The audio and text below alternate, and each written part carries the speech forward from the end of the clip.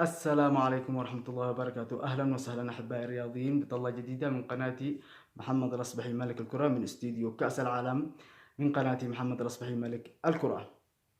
اليوم أجريت مباراتين قويتين مثيرتين بين المنتخب الكرواتي والمنتخب البرازيلي وكذلك المنتخب الأرجنتيني والمنتخب الهولندي. قبل أن نبدأ الموضوعنا التحليلي اليوم، أنا وأستاذنا وصديقي أحمد الطعان نقول لكم فضلا ليس أمرا الاشتراك في القناة وتفعيل زر الجرس والإعجاب والتعليق لكي يصلكم كل جديد من قناتي محمد الأصبحي ملك الكرة. قبل ما نبدأ بالموضوع نلقي لهذا الشخص التحية، الملك التعليق وملك الشاشات الرياضية المعلق عصام الشوالي، الذي أخبرني أمس بالواتس بأنه بيكون مباراة كرواتيا والبرازيل بتنتهي بواحد بتنتهي بضربات الترجيح لصالح كرواتيا، توقعوا. وكذلك قال مباراة هولندا ومباراة الأرجنتين بتكون قوية، لا أتوقع كم بتكون النتيجة. أنا سألته أمس بالواتس أجابنا في هذه السؤال. شكرا عصام الشوالي على توقعك هذا وتجاوبك معي في الواتس. طبعا نبدأ في الموضوع عن اليوم منتخب الكرواتي فعل مفاجأة ووقف المنتخب البرازيلي. قبل ما نبدأ تحليل مباراة الكروات والبرازيليين نقول لكم في معلومات حول المنتخب الكرواتي الذي أدهشتني. المنتخب الكرواتي له 6 مشاركات مقارنة بالمنتخب السعودي 6 مشاركات في كأس العالم، حيث حقق إنجازات في كأس العالم. أول مشاركة له كانت في 98 حقق المركز الثالث، وحقق المشاركة الخامسة في 2018 المركز الثاني، والآن يصل إلى نصف النهائي. منتخب صراحة يستحق الاحترام، يستحق أن نرفع له القبعة بأدائه وكفاحه، خاصة الكروات فيهم ميزة يعني حب لوطنهم. تلاحظوا ما يجنسوش أبدا لاعبين من كرواتيا، وقتالهم وعزمهم ودفاع عن بلدهم، عندهم الوطن في كل شيء مهما كان الاختلافات. فصراحة اليوم أبهرنا المنتخب الكرواتي. المنتخب الكرواتي اليوم لعب، طبعا يعد اللقاء الثالث مع البرازيل، لعب كأنه واثق. قد التقى من قبل مع المنتخب البرازيلي، التقى في 2006 فاز عليه 1-0، وفي 2014 في البرازيل فاز عليه 3-1 البرازيل، وتعادلوا 0-0. يعني مباراته الأخيرة يعني هذه 1-1، هذا اللقاء الثالث له. يعني مسألة الخوف ضاعت منهم. طبعا وهي اليوم لعبوا صراحة التنظيم، توزيع الكرة، توزيعهم في الملعب. المنتخب الكرواتي كان صح. مودريتش اليوم أطلقوه البرازيليين، أطلقوا مودريتش باللعب. حتى تلاحظهم الدفاع والوسط يراقبوا الكرة ويراقبوا بنفس الوقت تحركات اللاعبين البرازيليين. قال المدرب الكرواتي: نحن عندنا الصبر، ولكن عند البرازيليين العجلة، وسنفوز بالصبر، وفازوا بالفعل بالصبر.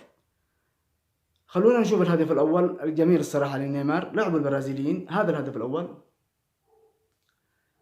الصراحة نيمار أدى كل ما عليه، هدف جميل صراحة، هدف يدرس. من هنا نقول انتهت المباراة.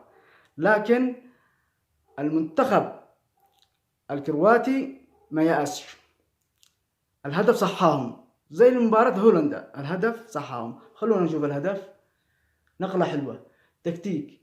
الجهة الثانية شوف التمريرة، على طول جاء الهدف. هدف صحيح وعاقل وهدوء، ولعبوا بالصبر وهدوء، وأيقنوا أنه هذه الفرصة فيها شرف الكرواتيين كلهم. طبعا انتهت بضربات الترجيح وفاز المنتخب الكرواتي ويستحقها.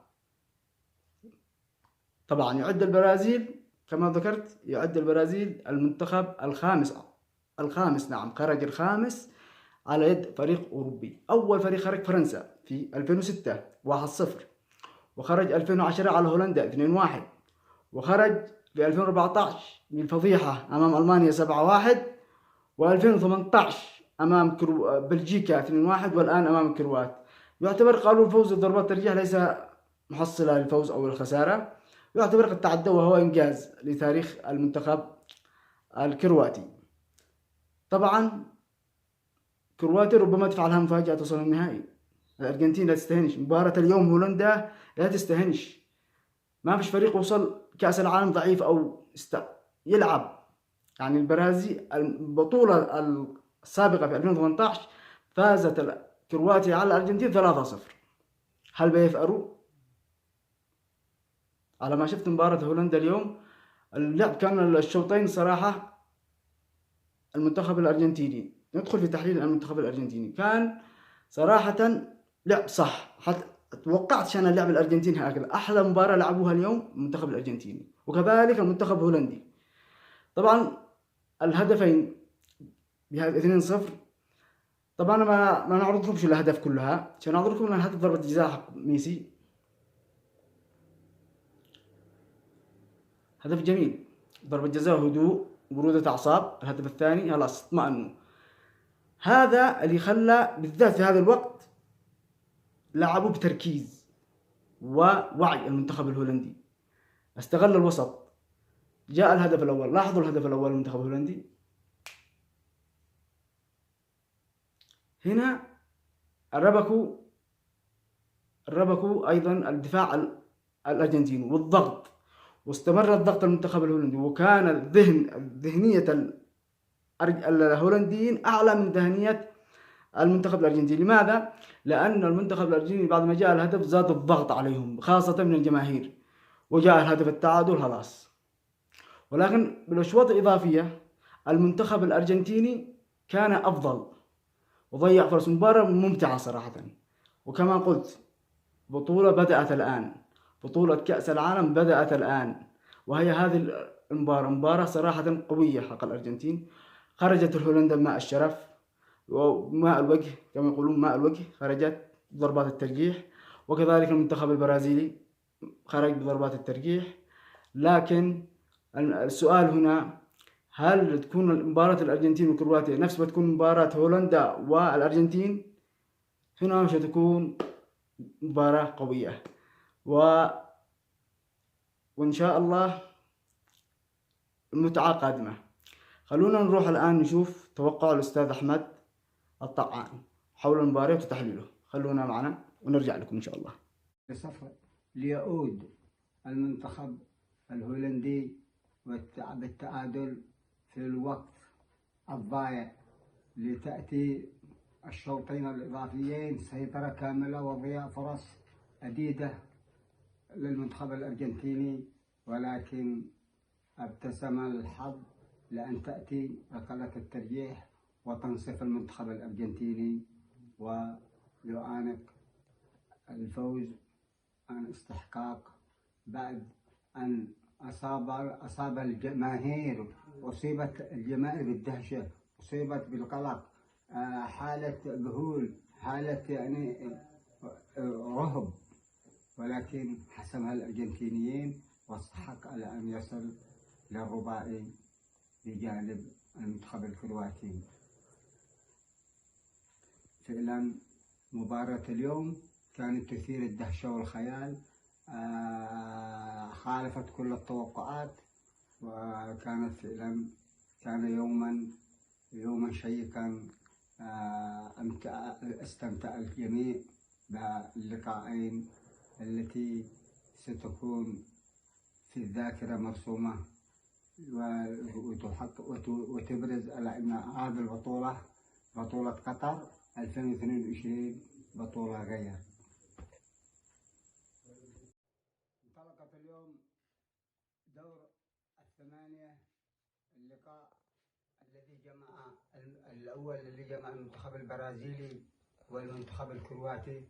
مباراة في قمتها، مباراة خالفا كل التوقعات، خالفا كل التوقعات المنجمين، فكانت إنجاز تاريخي للمنتخب الكرواتي حين استطاع أن ينتزع الفوز بركلات الترجيح بعد التعادل هدف لهدف.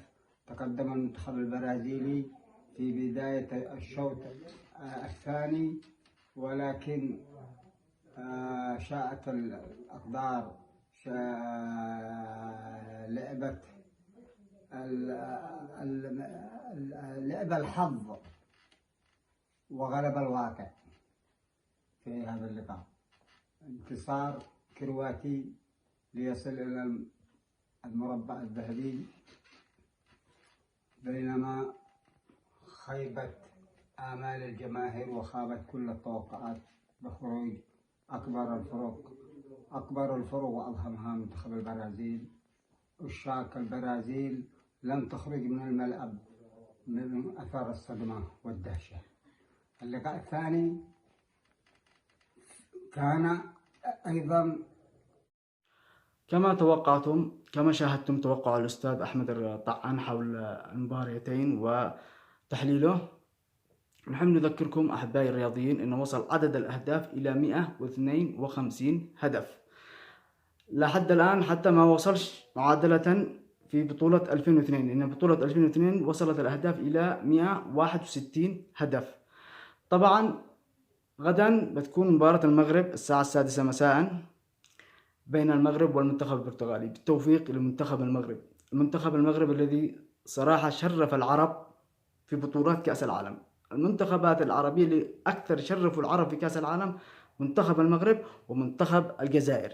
منتخب المغرب إن شاء الله يفوز غدا ويصل إلى نصف النهائي، وإن شاء الله يتقابل من النهائي الأرجنتين والمغرب وتفوز المغرب.